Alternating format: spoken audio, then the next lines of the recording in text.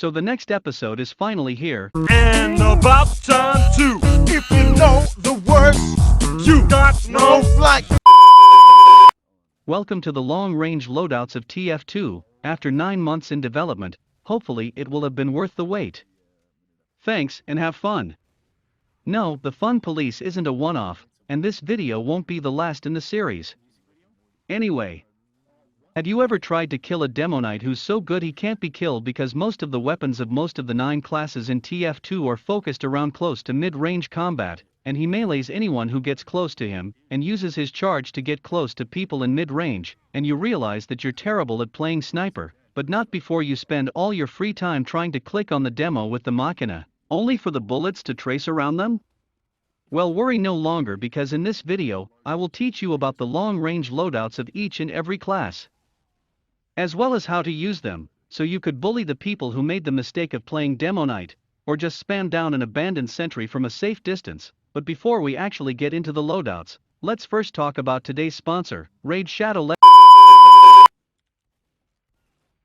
Right after I tell you about something that's not a sponsor, but someone who otherwise made this video possible, or should I say, something.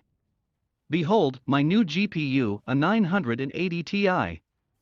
I traded for it using a vacuum aka RX 580 I found while dumpster diving on Facebook Marketplace, and now over half a year later, I still have AMD bloatware on my system. All that was to say that I now have an awesome 169 frames per second on Ultra, so stop posting about my frame rates or else I will come to your house and place all your anime body pillows on top of the fridge where you can't reach them, you short mother. Anyway, let's get on with the video.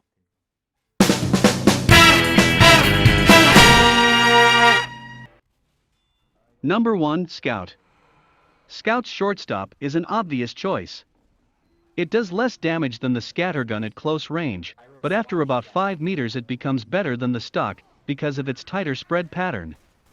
The fact that it fires way faster and reloads its entire clip at once is just a cherry on top. For the secondary and melee, we'll use the Flying Guillotine and Rap Assassin for their accuracy and high burst damage. Not the Sandman, because your enemies should stay out of melee range, and because it sucks now.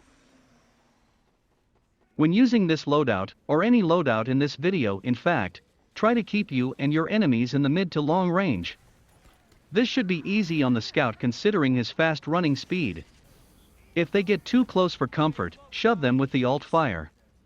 If they get too far away and out of the shortstop's effective range, remember your secondary and melee.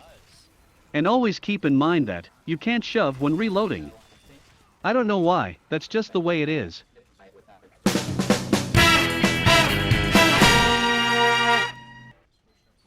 Soldier, for the soldier, you'd be expecting me to say the direct hit, but no, I'm actually gonna say the airstrike. The reason being that the direct hit is just terrible for hitting enemy players because of its tiny blast radius that's barely bigger than an active teleporter. That's why the direct hit is almost strictly reserved for destroying the engineers' buildings, meleeing and deleting scouts at close range. The 80% extra rocket speed makes sure the enemies won't have enough time to react. Now, I can already hear you asking, okay, but why the airstrike? First, go watch this video in the top right corner, and then come back. Now, to expand on what I've already said in that video, if you rocket jump you can get even more safety margin than jumping normally. Plus you wouldn't be tipping over the line where the disadvantages outweigh the advantages. So, why do we choose the airstrike? Because it rewards you for rocket jumping by allowing you to spray rockets everywhere, which also helps my case because a barrage of rockets is harder to dodge than a slower stream of them. For the secondary, the base jumper is an obvious choice to pair with the airstrike in order to make the fire rate boost last longer. Market Gardener for melee to crit them if they get near your sacred landing site.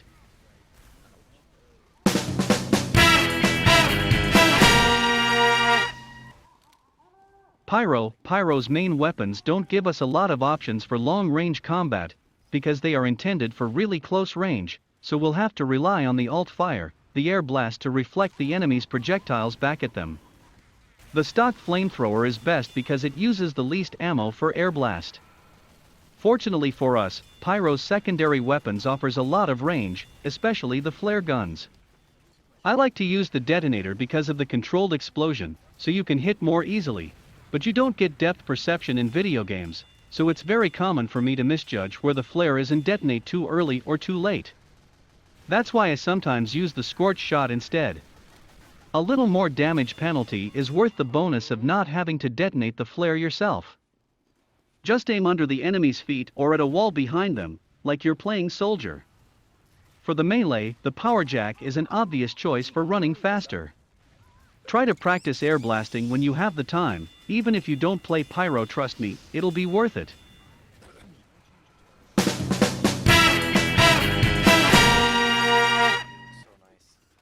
For the demo man, if you're good at trimping, go for your personal favorite trimp loadout. If you don't but could actually land pipes, use the lock-in load because its grenades don't tumble, so have less air resistance and can fly farther. But if you're anything like me and don't know the first thing about either, use the Iron Bomber, Sticky Jumper, and the Eyelander instead. Use the jumper to fly to an enemy and launch pipes at them. If you're lucky you might get a few heads, which not only speeds you up, but also gives you more health, so you need less health packs.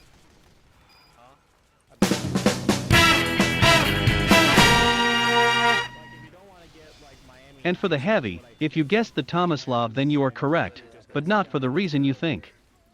The Tomislav is 20% more accurate, but it has a 20% slower firing speed which balances out the accuracy, meaning that it has the same bullet per hammer unit ratio as stock.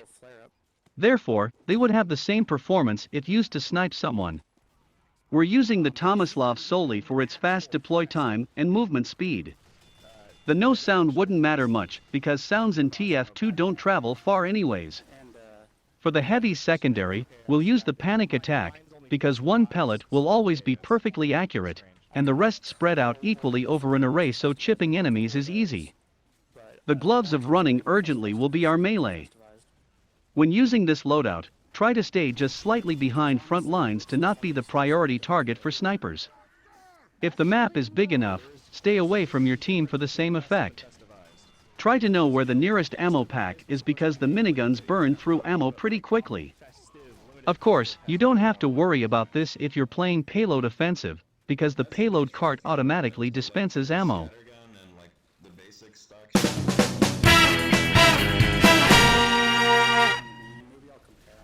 Engineer. For Engineer's main weapon, you could choose the Pomson 5000 if you want to, but that thing is impossible to hit even at close to mid-range, plus does terrible damage, so we'll go with the panic attack for the same reason as Soldier. The Wrangler as secondary is perfect because it allows you to sentry jump, one of Engineer's lesser-known skills in his arsenal. Some say that bullet jumping, another one of Engineer's mobility options that is hard to learn, is better than sentry jumping. And I agree, as it 1, takes away less health 2, is more consistent because bullets are hitscan compared to the rockets, which are projectile, and 3, you only need a mini sentry to perform it, so for melee we'll equip the gunslinger to have more health and be able to build minis. When using this loadout, focus more on building, upgrading and maintaining your buildings than to battle Engineer.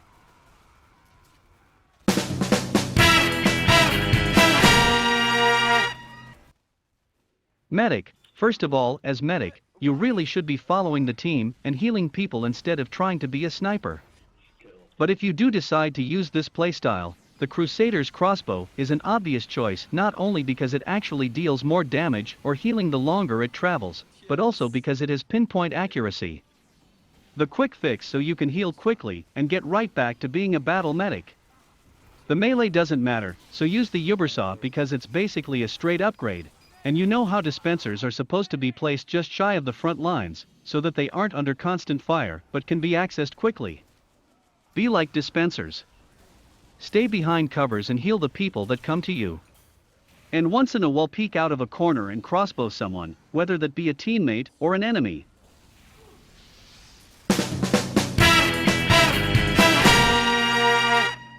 The sniper. For the sniper, just go with literally any loadout and playstyle you want. But like I said, if you're terrible at playing sniper like I am, then just don't play him.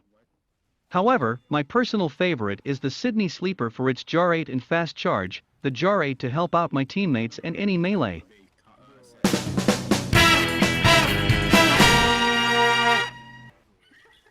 Spy, for the spy, the obvious choice is the ambassador. Even though it's been basically nerfed to the ground, it's still the only spy primary that rewards the player for being accurate. Any sapper, the big earner for its speed boost, and the dead ringer, because it reveals the enemy's location and gives you speed boost. Keep in mind that the ambassador's accuracy will decrease significantly after the initial shot. However, just like the pistol, this can be easily reset by starting the reload animation, even for just one frame. Also, you can look for enemy snipers with the damage indication if you can afford some health while holding the dead ringer.